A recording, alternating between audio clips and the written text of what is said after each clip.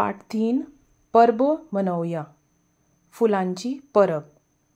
म्हजें नांव पुष्पा. हांव काणकोणचें. हांव म्हज्या आवय बापाय वांगडा माड्डोळा वतां म्हज्या मामागेर. थंय मामा, आईलो भाव, मामी, मामाली बायल, सिया आतें भयण, सुयश आतें भाव रावता. तांचो दोंगरार ल्हानसो गांव आसा. आमी बसीन करमल घाटांतल्यान वतात. बसींतलो प्रवास म्हाका आवडलो. जनेला भायलो देखाव सुंदर आनी देखणो आसा. रस्त्याक वांकडी तिकडी मोडना. पांचवेचार दोंगराच्यो माळो. दोनी वाट्यां लांब लांब निलगिरीचीं झाडां. कांय वेळान आमी मामा गांवच्या बस थांब्यार पावलीं. देंवून पळयत जाल्यार मामा आमकां व्हरपाक आयिल्लो. रुंद डांबरी रस्त्यान आमी चलपाक लागलीं. घरा पावता पावता मातयेचो अशीर रस्तो मेळ्ळो.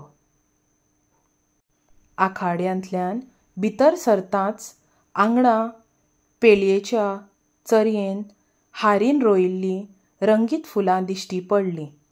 गुलाब, दसण, दाळ, कणेर हीं हांवें वळखून कांय नांवां सांगलीं. हाचे पयलीं केन्नाच पळोवंक नाशिल्ली ही वेगळी अशी फुलांची सुंदरकाय पळोवन हांव अजापीत जालें. उपकार करून म्हाका ह्या फुलांचीं नांवां सांगशी? हांवें सियाक विचारलें. फुलांक बोट दाखयत सियान म्हणलें, हीं मोगरीं. मामीन मागीर आमकां जेवणाक आपयलें. गरम गरम उकडें शीत वांगडा आमी सगळ्यांनी सावरभोणी केळ्यांची शाक, जित्या केळ्यांची सोय घालून केल्ली भाजी खाल्ली. शाक एकदम रुचीक आशिल्ली. तुमी जाणात आमच्या म्हाळशेची जायांची पुजा येवपाची आसा. पुराय देवूळ जायांनी भरता. जेवतना सियान म्हणलें, आमच्याय थंय शिगम्या मेळांतले गडे आबोलीं माथ्याक माळटात.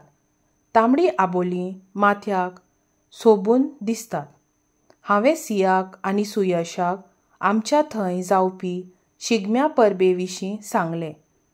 कशे तरेन घराघरांनी दरवट्यार म्हणय पाट दवरून नाल्ल दवरतात तेंवूय सांगलें ताका तळय म्हणटात.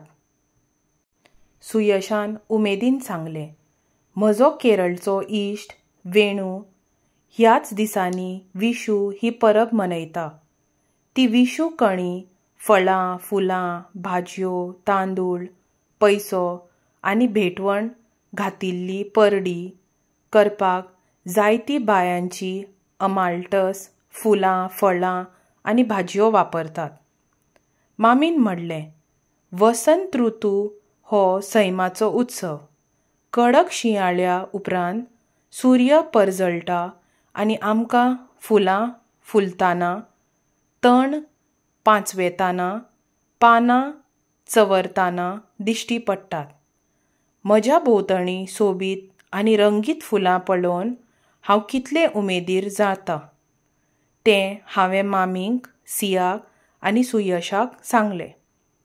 कांय दीस रावन आमी घरा परतलीं. घरच्या वांगडा सारिल्ली ही सुटी मनाक भावली. गायनाची मजा घेयात. वसंत ऋतू. वसंत ऋतू फुलां फुलांचेर उडयो मारून भोंवरो घाता गितां. फांदये फांदयेचेर पानां पानांचेर कोगूळ गायता गितां. परमळ पसरावन घूं घूं करून वारो मिरयता झेतान. उमेदीन उडयो मारून मन आनंदी जाता वसंत ऋतूच्या आगमनाक. जगांतलो चडशे जादुई दोंगर भारताचे उत्तरेक आस्पावता जाका हिमालय म्हणटात. बर्फ घर. माउंट एव्हरेस्ट हो जगांतलो सगळ्यांत उंचेलो दोंगर. जो आमच्या शेजारच्या नेपाळ राज्यांत आसा. माउंट एव्हरेस्ट हाची उंचाय 8,848 मीटर आसा. सरहुल वसंत ऋतूचो सण. सरहुल हो सण झारखंडांत वसंत ऋतूंत मनयतात. लोक आपले परंपरेनुसार पारंपरीक भेस घालूतात आनी साग नांवाच्या रुखा मेरेन मिरवणूक काडटात. फूल आनी कोंब काडिल्ले धान्य भेट म्हणून घेवन वतात. धरणी आनी सुर्याक आदार आनी सन्मान करून भेट म्हणून चडयतात. ढोल ताशे ह्या वाघनृत्याच्या सांगातान सरहुल साजरो करतात.